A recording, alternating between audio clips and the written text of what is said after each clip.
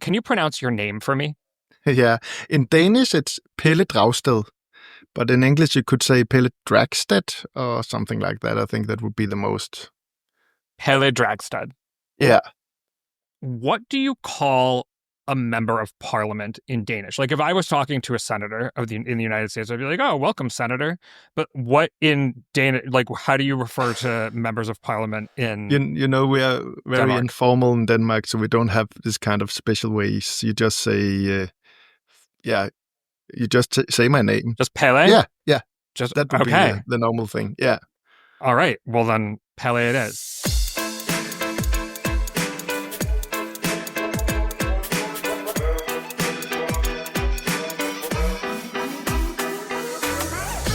Hello and welcome to the GD Politics Podcast. I'm Galen Druk. The Nordic countries have come to play an outsized role in the American political imagination. Denmark, a country of 6 million people, roughly the size of Wisconsin, is by now used to being called out by both the American left and right as an example of a socialist country. For Democratic Socialists like Bernie Sanders and AOC, it's an example of an ideal system worth trying to emulate here at home.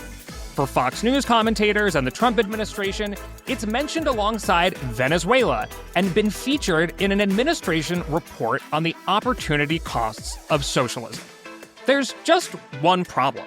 The Nordic countries don't see themselves as socialist. In fact, that $1,000 a month Ozempic prescription that everyone's talking about, that comes courtesy of a Danish company, Novo Nordisk, listed on the Copenhagen and New York stock exchanges. And while its profits are taxed to help fund government programs, if that's socialism, then maybe America is already socialist. For what it's worth, the US corporate tax rate is 21% and the Danish corporate tax rate is 22%.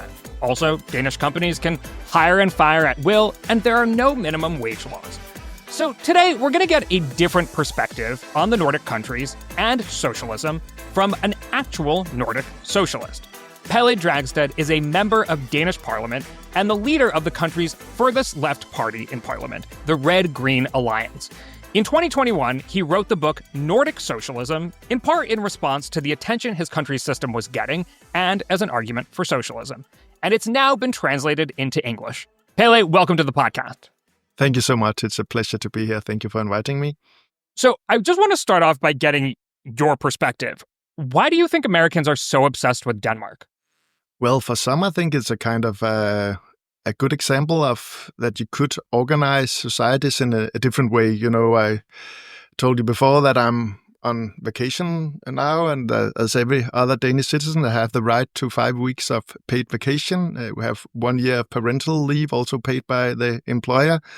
And of course, a vast welfare system where healthcare is free and universal, education is free on every level, and they even pay us to go to university or other educations. So you have a salary that you can live from while you're studying. So of course it's a very different system from what you know from the US.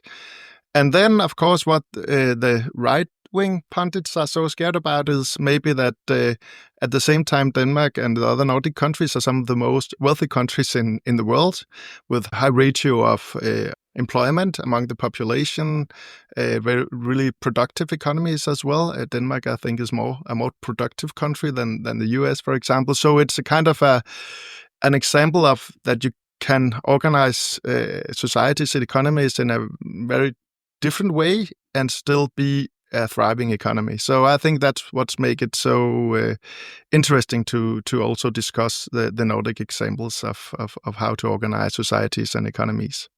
When Denmark gets called out as socialist by either the right or the left in the United States, the sense that I get is the public often rejects that, because what Denmark has is a capitalistic economy, by and large, that uses taxes to fund a really robust welfare state. What's the difference between that and socialism as you see it? Well, one of the main claims of my book on the more theoretical level is that you should try to stop to see socialism and capitalism as total systems or all-encompassing economical systems, and that most economies, in fact, are mixed economies, that you have both capitalist and socialist features in the economies. And what makes the Nordic countries special are that they are more socialist than most of the rest countries in the world, in the sense that a great part of our economy is under kind of democratic governance and control.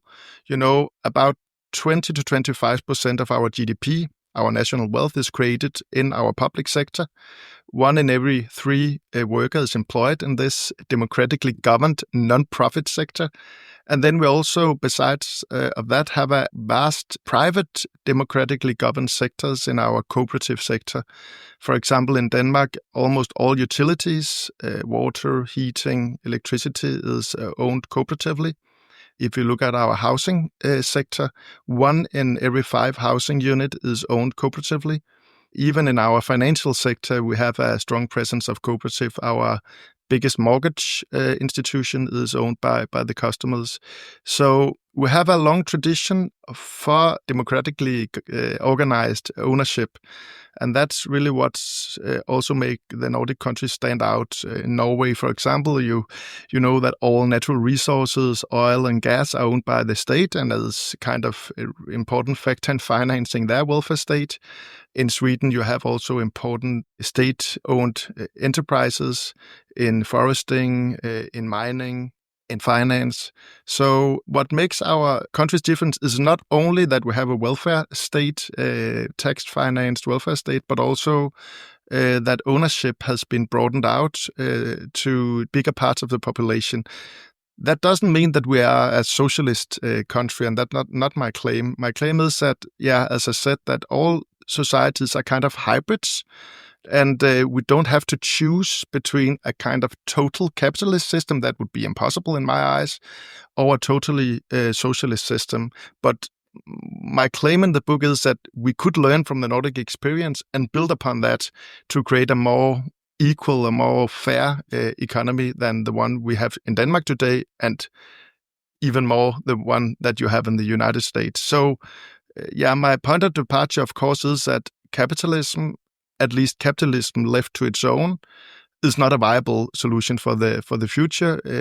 We see that capitalism creates this enormous concentration of wealth, and this is not only unfair to the majority who are taking part in creating this wealth, but it's also, as we see it mostly right now in the United States, at some times this concentration of wealth will undermine the foundation of democracy by creating a kind of oligarchic power that trumps democratic power and influence. And therefore, we have to find an alternative to this way of organizing the economy. And what I tried to do in the book is to get some suggestions, some first steps in creating that other alternative. You don't hear Democratic Socialists in America talk all that much about companies eventually being owned by employees, or, the means of production basically going to the people. When Democratic Socialists in the US argue for changes, oftentimes they want to create the world that you are already living in. One in which we increase taxes on corporations and the wealthy and provide universal public health care, tuition-free college, highly subsidized or free childcare, and the like. It seems to me like AOC, Bernie Sanders, or Mamdani want to create that world. But actually, you're already living in that world. And what you're saying in your book is it's no utopia. There are a lot of problems with this world too. And you even call out that Denmark has experienced the second largest increase in income inequality in the 21st century, second only to the United States, and the third largest increase in wealth inequality in the 21st century. Mm-hmm. So American Democratic Socialists look at your country and see a utopia. You look at your country and you see a lot of things that are wrong. Where are the Democratic Socialists in America wrong for seeing Denmark as a sort of utopia? No, I think it's a good point to point to the Nordic countries, but I would and still today, even after kind of 3 decades of neoliberal attacks on this democratic socialist experience, we are still countries very different from, for example, the United States. We have more redistribution of wealth. We have more rights as citizens to some of the most important needs like healthcare, education, childcare, elderly care. It's not something that we are dependent on our wealth to be able to access. It's our rights as citizens. So in that way, from a US perspective, I think that the Nordic countries are some kind of utopia seen from at least normal working families in the US. But what I point to in the book is that the problem is that if you don't challenge ownership, then you don't get rid kind of the root causes.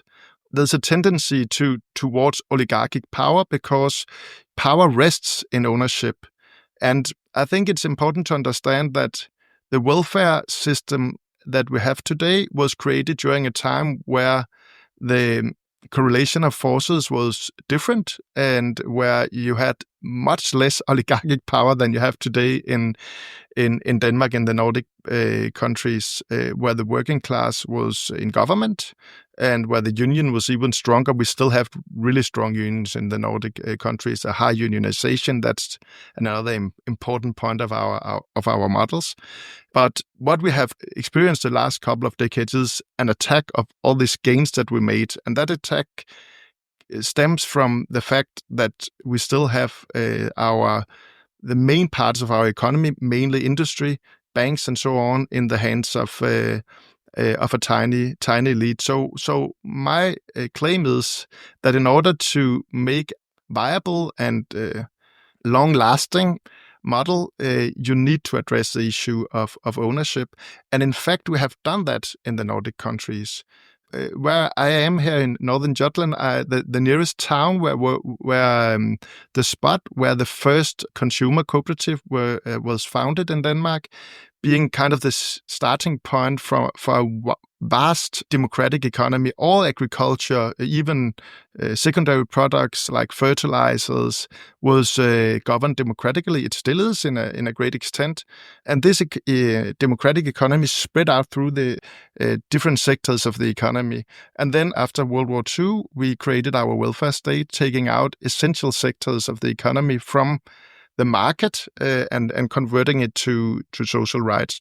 So the important theoretical point of the book, as I said, is to say that all societies kind of hybrids or mixed economies, and it's not static. You can move your economy in a more capitalist direction, as we have experienced in the Nordics, I think also in the US during the last 3 or 4 decades of kind of neoliberal epoch. But you can also turn the tide and move your country and your economy in a direction of more democratic governance, of more distribution, of more decommodification of important sectors of the economy. So I think the important point here is when you talk about socialism, and I also see that in the US debate, a lot of mostly kind of right-wing pundits point also always to kind of totalitarian experience like Soviet Union or Eastern Bloc dictatorships. But that misses the point that we have another branch of socialism, the democratic socialism, that had kind of its main experience in the Nordic countries throughout the 50s and 60s and 70s of last century, but still really present in our actual economies. So what I try to do with the book is point to that, and that's kind of where I think I have the same frequencies as Senator Sanders and AOC and Zoran Mamdani. That being a socialist does not mean that you kind of want to get to Cuba or Soviet Union. In fact, being a democratic socialist is contrary, that you want to maintain all kind of liberal rights, all kind of course, human rights and so on. You want a democracy, but you want to expand the democratic principle into the economic sector, into your workplace. And that's kind of the main idea of socialism. Yeah, so let me lay out what I view as the argument in your book, and you can tell me where I'm right and where I'm wrong, which is that the economy is a spectrum, and a spectrum between capitalism and socialism. And you don't even argue in your book for necessarily moving the economy to 100% socialism, but moving the dial towards socialism. You're also very skeptical of government power and bureaucracies, and make the argument that if you make everything public, if you make everything run by the government, then bureaucrats will take on the same role as the oligarchy. Exactly. And so the argument is instead to increase consumer-owned cooperatives, worker-owned cooperatives, to transition certain companies, for example, publicly traded companies, you can purchase shares of that company that then rest with the people who work for that company, and then they will have some input. I don't know if it's on the board of directors or just as a voting part of the company, but it's actually making more companies owned by the workers as opposed to the actual public sector, like not turning everything into a public school, but instead turning it into like the grocery store where we in America have grocery stores that are cooperatives, for example. And you argue for like all different kinds of ways of making people more involved in the running of the economy as opposed to corporations and the wealthy people who own the shares of whatever of those corporations. Is that right? Exactly. I think it has been a failure on part of the left historically to have this idea about societal forms being kind of all-encompassing, that capitalism is everything. Right now, there's nothing outside capitalism. So we live in a capitalist economy, a capitalist state. Even some say that humans are kind of capitalist. So my idea is that, as I said, all kind of economies are mixtures, are hybrids. I think it's a kind of liberating also not to aim for a total socialist society, because what is the problem about small producers owning their own stores on the street, or making their own workshops and so on? There's no problem about it. What's the problem about capitalism is when economic power get concentrated at a tiny elite. So that's a problem we need to address, and we need to ask ourselves, where does this power stem from? And that is why I suggest reforms that could transfer a lot of ownership and ownership rights and influence from a tiny elite of owners today to normal people. And we can do that, and we have done that. And that's the important thing through different reforms like worker co-ops, consumer co-ops, small producers co-ops, different kind of what I call fund socialism. An example that you have in the US is the Alaska Permanent Fund. That is a kind of it's a public, but it's kind of owned by every Alaskan citizen, and the revenue from gas and oil goes to this foundation, and then the again is paid out every year to all citizens in Alaska. That's another example of how to organize ownership in a way that contribute to the welfare of all citizens. So my idea is that we should not try to aim for a single model. That's kind of the way socialists during times have had this idea that you had to aim for one single model, like the state should own everything. But instead, building on the experiences that we already have, it's not like socialism or a democratic way of organizing a company or enterprise is not a pie in the sky. It's a lived experience. Not only in Denmark, as you said, you also have lots of cooperative and worker-owned companies in the US, in Canada, and in all parts of the world. So instead of trying to dream of some unachievable utopia, the idea is to build on the building blocks that we already have and that we know are functioning in order to make an economy that works for all of us, that brings security and freedom for the majority of the population and counters the development of oligarchic power, because that is kind of the departing point for me, is what is the problem about capitalism and how do we solve this problem? I want to ask you some maybe more challenging questions about your proposal here. But first, out of curiosity, what are some other aspects of the American economy that you would point to as already being socialist? Well, of course, you have state-owned or regional-owned companies like the Tennessee Valley Utility. You have, of course, also a public sector, even though it's reduced compared to, for example, the Nordic countries that are organized in democratic ways. You have in different states, of course, you have important experience as kind of free school meals in, I think it's Minnesota. I'm not quite sure. So Thomas Hanna wrote a great book on public ownership in the UK and in the United States, going through a lot of these examples. And the interesting thing is that, there's this myth that public ownership is necessarily ineffective. But in fact, when you look at the research, public ownership is actually quite effective. Okay, so let's talk about some of the challenges here. Research suggests that people in smaller, more homogenous countries are likelier to support a robust welfare state, in part because of a sense of linked fate or perhaps camaraderie, as you might put it in socialist terms. On top of that, the economy that you describe that's filled with cooperatives and involvement from workers in the administration of companies requires actually a lot of work on the part of the public, right? It's not a passive way of creating an economy. And so it's easier to create that sense of linked fate in a country of 6 million people that's very homogenous like Denmark. How do you create that in a very large, very diverse society like the United States with 350 million people, in which, frankly, civic participation has declined dramatically in recent decades?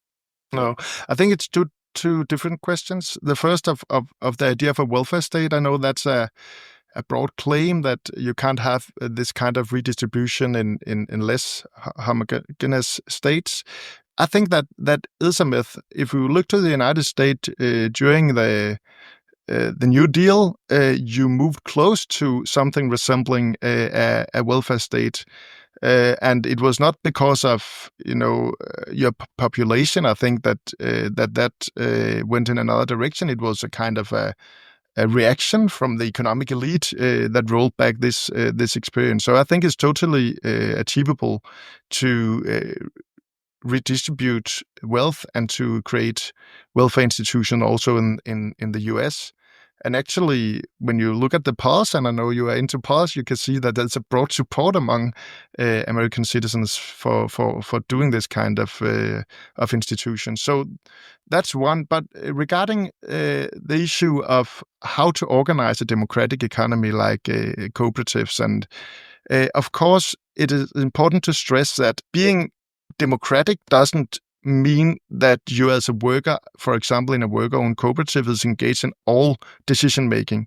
You still have a professional leadership board, but this board is answering not only to the interest of the capital owners, but is answering to the interest of workers and of the local communities.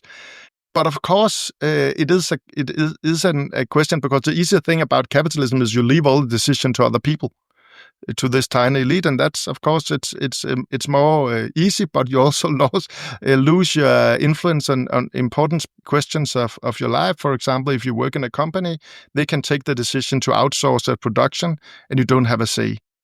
Or they can take the decision to pollute your local river, where your kids go to swim, and you don't have a say. So introducing democracy will give you a say in a lot of important issues in your daily life and in your close life. But so we have to find the balance. I think the socialist Oscar Wilde, British socialist, has said the problem about socialism is that we have too few evenings to have all the meetings that we will need to have. And of course, if we want everything to be kind of a roundtable discussion, that would be impossible. So we have to leave daily decision making to directors, for example, in a company, but those directors will be responsible to us, to the workers in the company, or to the local community, or to the public in a broader sense, if it's for example the municipality or the state that owns the companies. But it is an intriguing question how to make people, because if people don't want to be a part of the economy, to have influence, to be co-owners of their companies where they work or where they consume, well, then socialism is not viable. Then we should find another idea. That's the simple answer to your question. It demands organizing from the people. And in order to participate in that way, it oftentimes requires quite ideological people who strongly believe in socialism.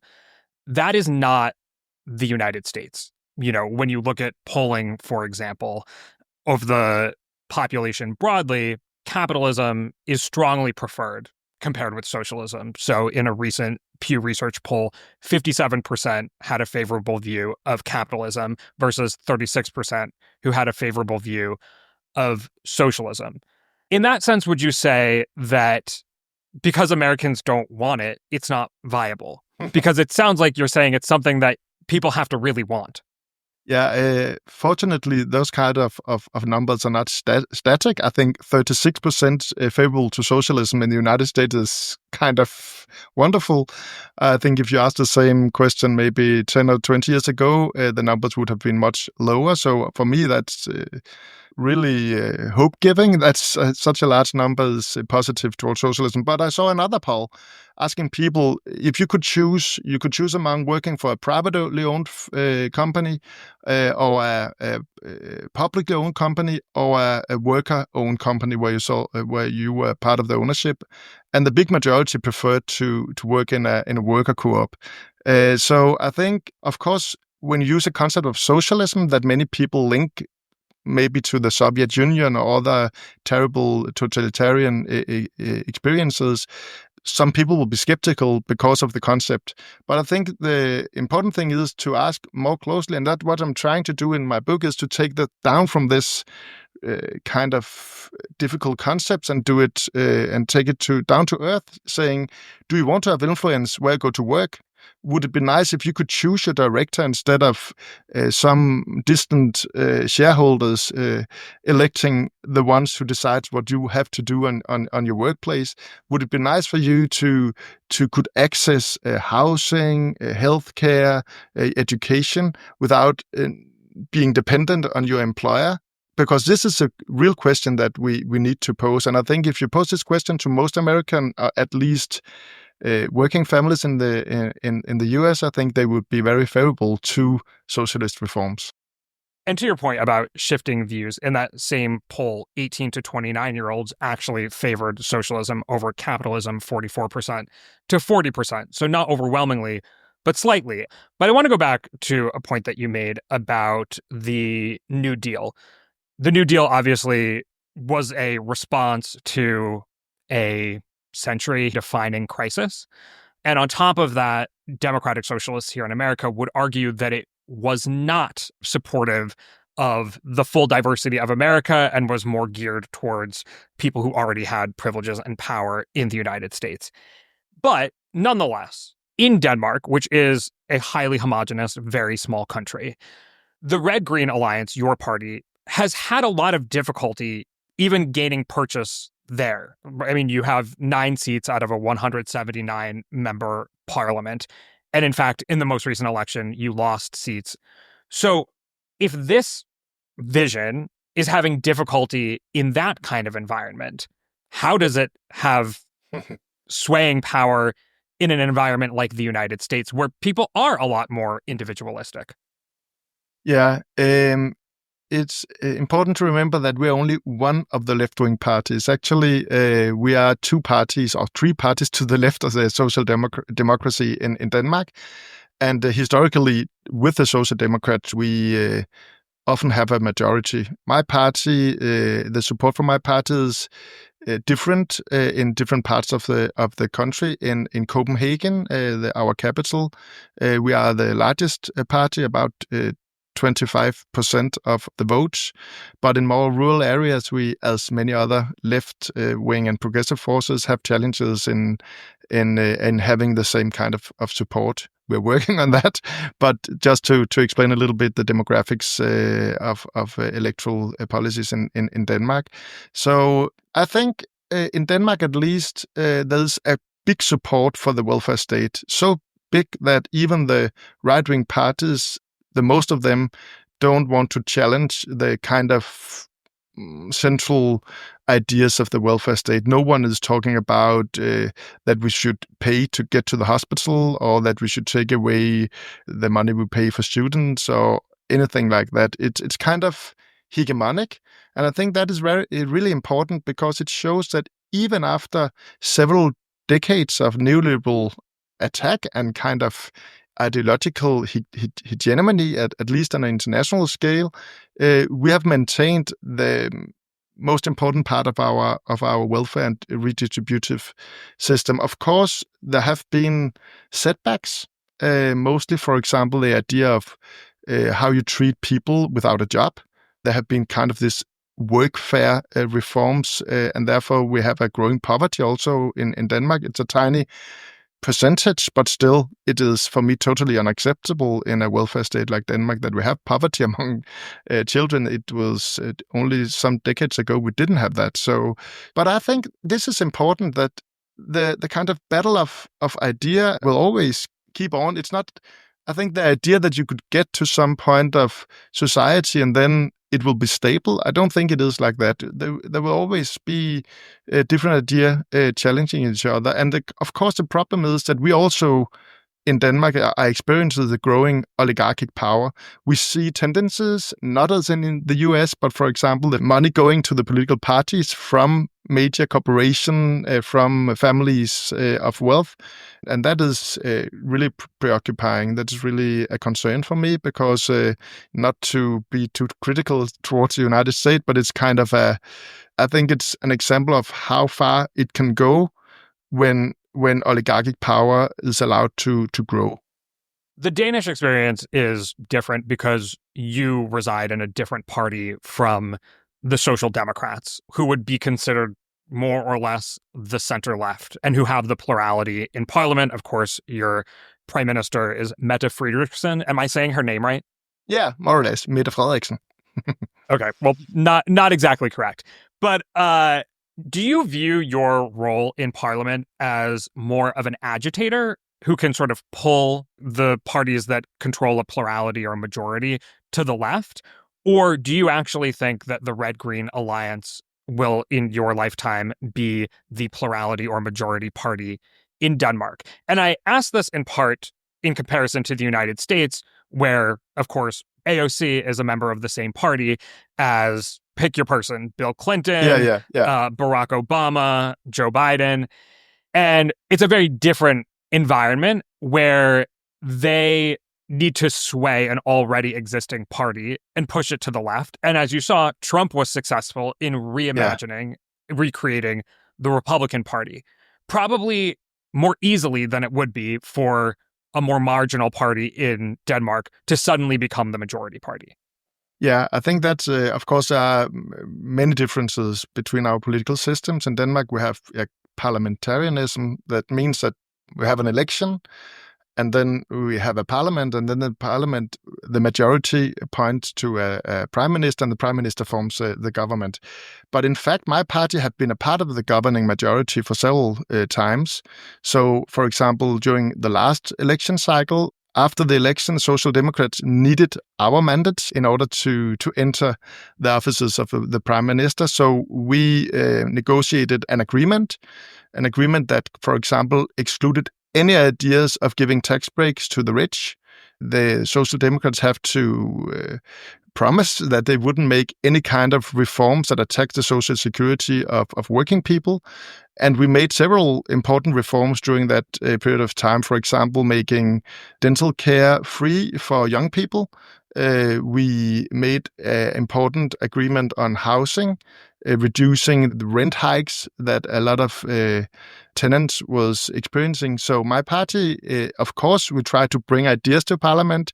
We try to represent social movements like trade unions, climate movement, and so on in parliament to bring their ideas to the sessions. But we're also a party of direct political influence because the system in Denmark is like that. It's very seldom that we have majority governments. Mostly it's minority governments who are dependent on one or two parties outside government and need to negotiate. for example, in order to get a budget through. So that is our way of getting influence. And of course, when I go to this kind of negotiation for a budget, the ideas of bringing our economies in a more socialist direction is a kind of governing principle for my priorities in these negotiations. But I think the idea of my party becoming the majority party, of course, I think it's difficult to imagine, because what happens is when we get stronger, like we have done in the last year, right now the three left-wing parties to the left of the Social Democrats are polling around 25%. And that's really historical in Denmark. And we are, the three parties together, are now bigger in the polls than the Social Democrats themselves. And that's kind of changing a little bit the balance of power between Social Democrats and the left wing.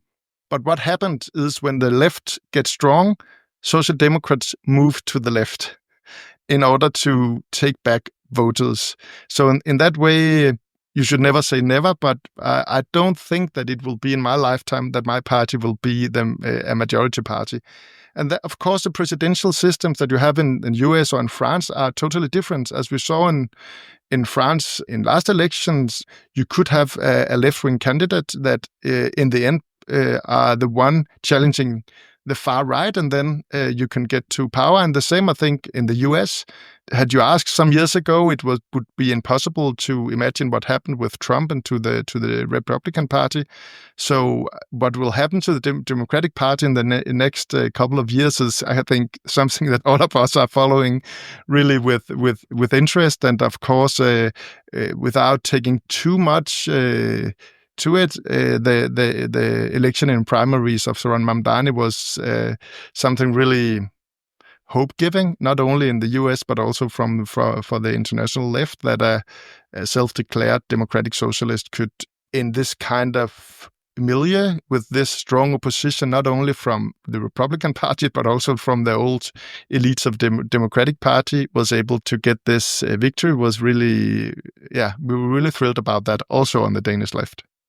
You mentioned that as the left gains power, the center-left moves to the left. Also, as the right gains power, the center-left moves to the right sometimes.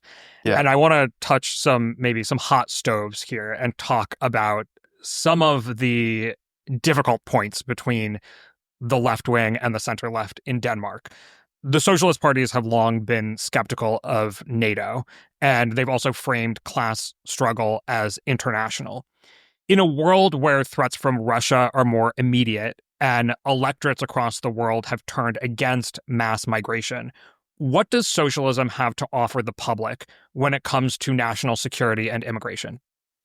If we start by national security, of course, when Russia crossed the borders to Ukraine, attacking a sovereign and independent nation with the clear goal of ending Ukraine as a free and sovereign nation, the situation of security in Europe totally changed. I was one of those skeptical of that happening until the day before it happened. I said, no, they won't do it.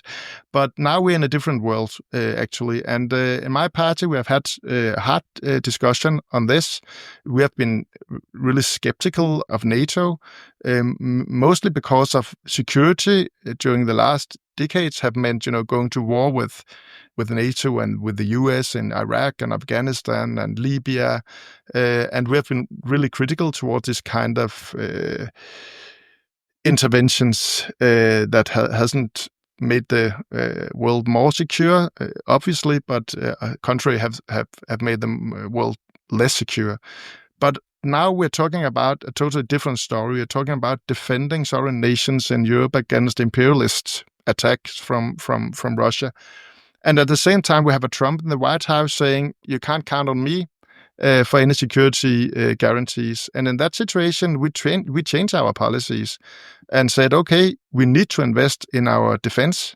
We need to be able to defend ourselves and our allies in this situation. But at the same time, we need to avoid to go into this kind of upgoing spiral of rearmament and try to find also peaceful diplomatic solutions to conflicts, but also always in respect of international law. So that has been a difficult, not only for us in Denmark, but for all European left parties. I think maybe we have, after the fall of the Berlin Wall and the New World Order, it was kind of US that we saw as the main imperialist factor in the world attacking other countries, but suddenly the situation have changed, and we had to change our policies also, and we have done that. It was difficult, but we needed to. When the world changed, you must also change your analysis and your policies.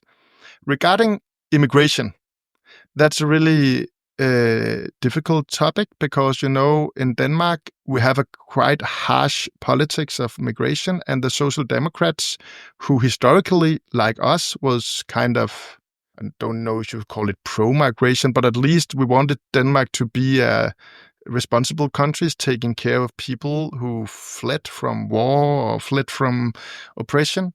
And they have kind of copied the policies of the far right, actually. Not only policies, but in fact also the rhetoric. So the way they talk about, for example, Muslim citizens is like you would hear really right-wing extremists in the US or in other European countries. And we haven't, as a left wing, been able to stop it. We are not part of this rhetoric. We're not voting for these policies, but our challenge is that a majority of the population supports it. And why? I think there are two answers to that. One has to do with the left not being able to address the real problems created by immigration. So, for example, a lot of the migrants who came to Denmark, they were giving a place to stay in the most marginalized areas in the country. And of course, if you put a lot of people, a lot of them with trauma from war and oppression, in the same areas, you will see social problems. You will see crime rates going up. And we have experienced that. So the left kind of didn't want to address these problems, and thereby giving the right wing, they were the only ones to turn to if you felt this problem. So that one reason. I think the other one that is more intriguing is that I have a good friend, a Norwegian author called Magnus Marsdal. He wrote a book about where he made a really interesting investigation into the voters going from the left-wing parties and the Social Democrats to the extreme right-wing party, the Fremskrittspartiet in Norway. And he not only did a lot of polling, he also went to live with these families, most in rural areas, who have made this shift. And his main conclusion was that the reason that this kind of cultural war or cultural themes kind of trumped other themes was because people couldn't see the difference between left-wing and right-wing governments when it came to economic, to kind of their everyday life. So if they chose a social democrat government or a right-wing government, they saw the welfare declining, they saw inequality growing, they saw that their children had lesser opportunities, less social security than themselves. And in the end, it didn't make a difference if they voted for the right or the left. And then came this culture war issues of gender, of crime, of migration, and kind of took the center stage. But his claim is that they could only take the center stage because that the kind of everyday class politics was kind of depoliticized by both kind of big blocs doing the same kind of politics. So his claim was that the crime politics, immigration became the difference that makes a difference for the people.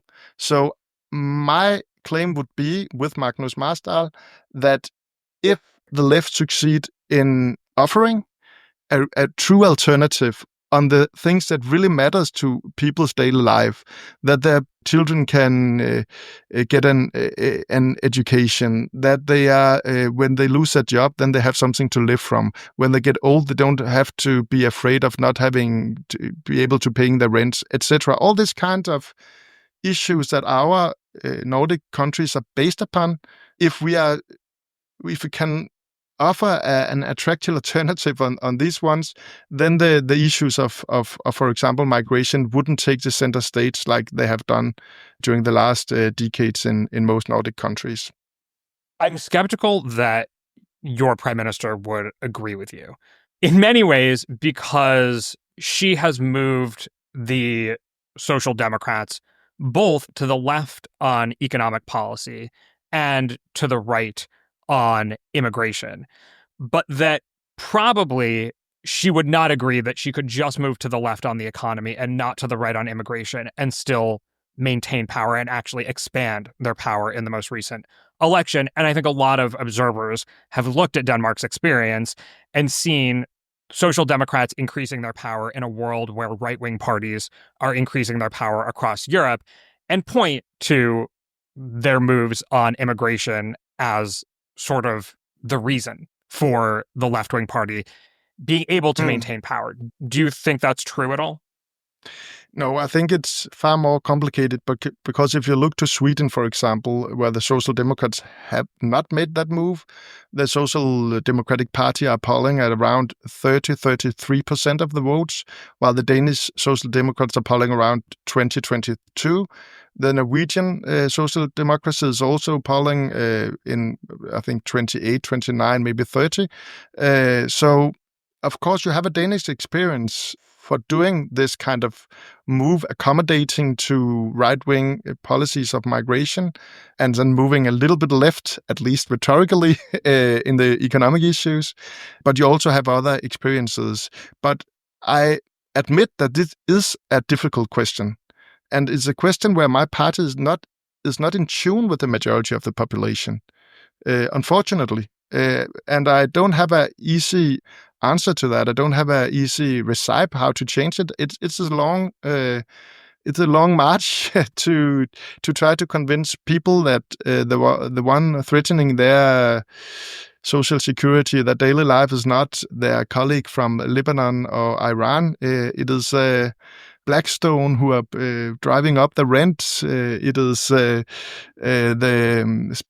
speculative sectors in the food industries that are driving up prices in the grocery stores, etc.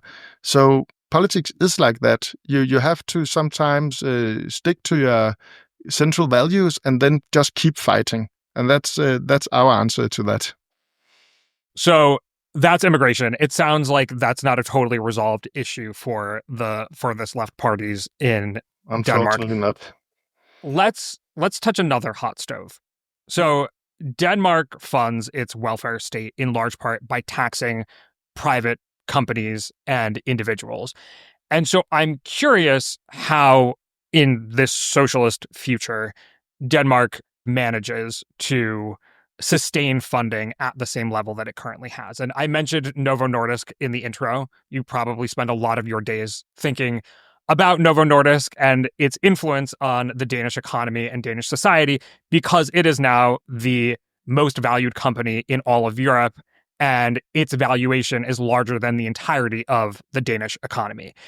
And that, in large part, comes from sales in the United States, right? So the company's revenue last year was $42 billion.